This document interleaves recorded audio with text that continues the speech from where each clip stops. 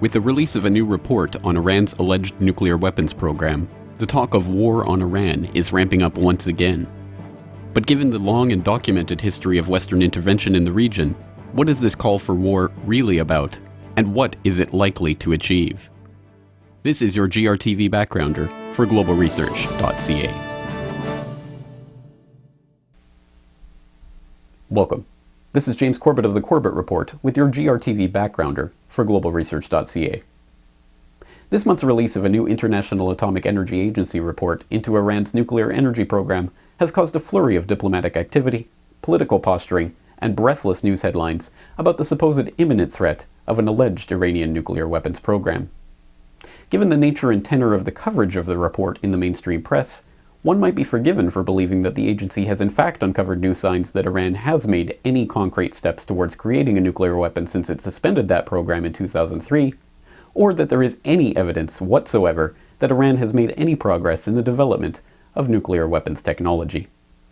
In reality, however, the report contains no new information about Iran's alleged attempts to create nuclear weapons, a fact quietly conceded by even the most hawkish opponents of Iran's nuclear program, including former weapons inspector David Albright. This is really very, very important. David, what actually did the report say? Did it say that Iran has the technology for a device right now? Well, it knows how to build a crude nuclear device. It's learned enough. It doesn't have the key nuclear material to do it, but it learned a lot. It had, and prior to 2004, it had a well-structured nuclear weapons program that if it hadn't stopped under tremendous international pressure in 2003, it probably would have succeeded today.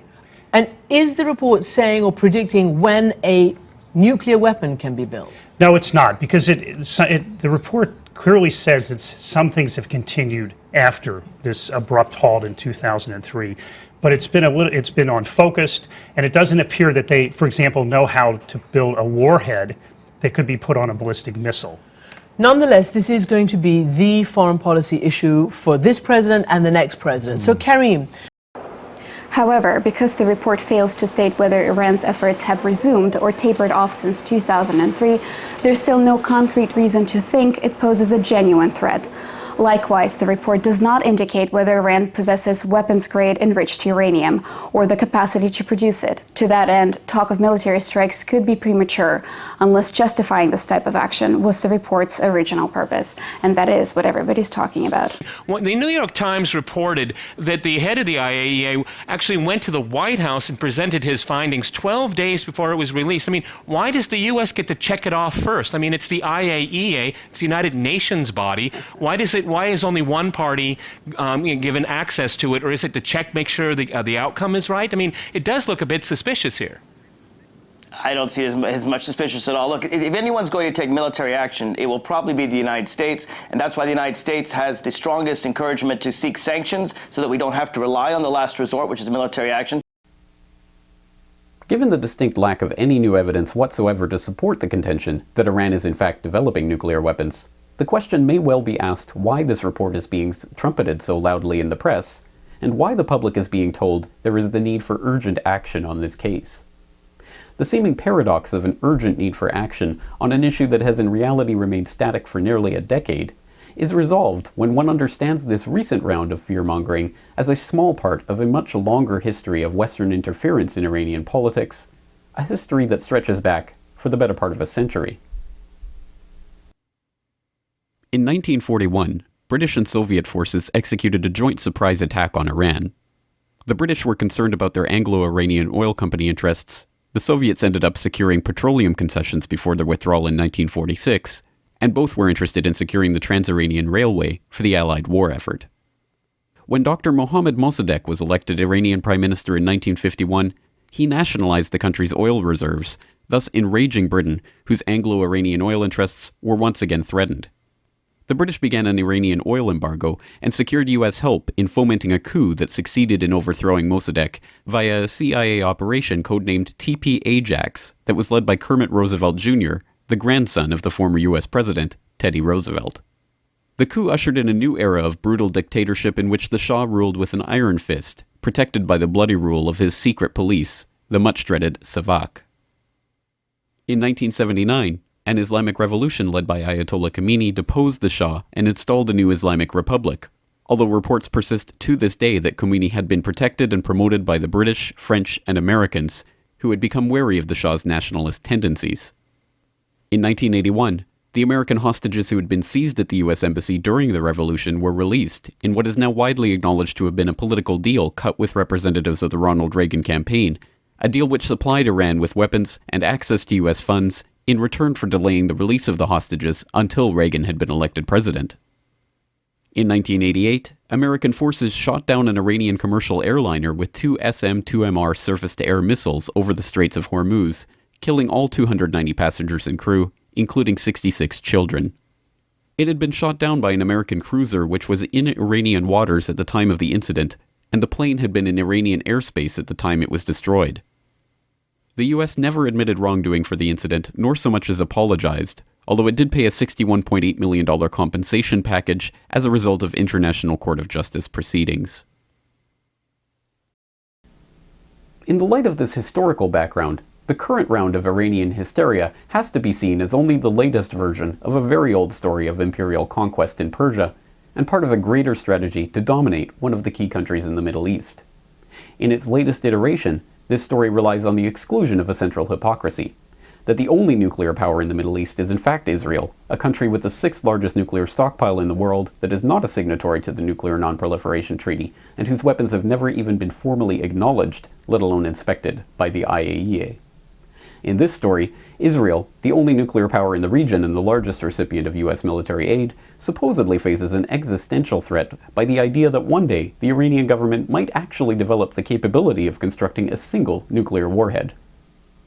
Nevertheless, Israel has been at the heart of the latest round of warmongering over Iran, with Israeli Prime Minister Netanyahu openly rallying his cabinet for a preemptive strike on Iran on the same day that reports emerged of a secret meeting between the Chief of General Staff of the Israeli Defense Force, Lieutenant General Benny Gantz, and the British military chief, Sir David Richards.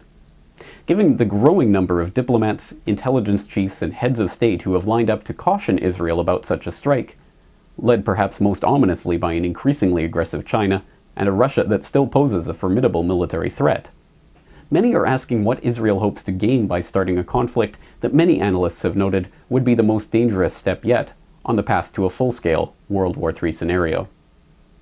I had the chance to put that question to investigative journalist Wayne Madsen, who recently penned an article on the issue earlier this week. Well, there have been a number of times, going back to when Bush was president, George W. Bush, where the intelligence chatter indicated that there was a possible attack on Iran in the works. Certainly before the 2004 presidential election, there was a flurry of this chatter. Obviously, the Bush team, Bush and Cheney, may have been wanting to send a signal to the Iranians and also to the American public that war with Iran was a likelihood, and give people the idea, well, why change presidents in midstream? Why vote for John Kerry when we may have another national security issue? So we've seen this happen time and time again, but I think what really is changing this dynamic now is the fact that Netanyahu, the Israeli prime minister, has actually publicly stated he's trying to get the Israeli cabinet to approve an Israeli strike on Iran. And we also know from the State Department cables that were released through WikiLeaks that Israel and Saudi Arabia are cooperating very closely, military and intelligence-wise, on a potential Israeli strike on Iran, which would, of course, have to overfly Saudi airspace to reach Iran. And then we have the U.S. military shifting 4,000 troops out of Iraq into Kuwait. So although Obama says we're leaving Iraq, just look at where these troops are being redeployed. They're being redeployed to the Gulf states of Kuwait and the Emirates and Qatar, and we have the CIA with its drone bases all through the area. And so you look at this and the fact that there's this leak of an International Atomic Energy Agency report saying that Iran has started up its nuclear weapons production, when we do know that the new Director General of IAEA, Yukiya Amano, is nothing like his predecessor, Mohammed Al-Baradei. Amano is basically a tool for the United States. So he'll say anything that the U.S.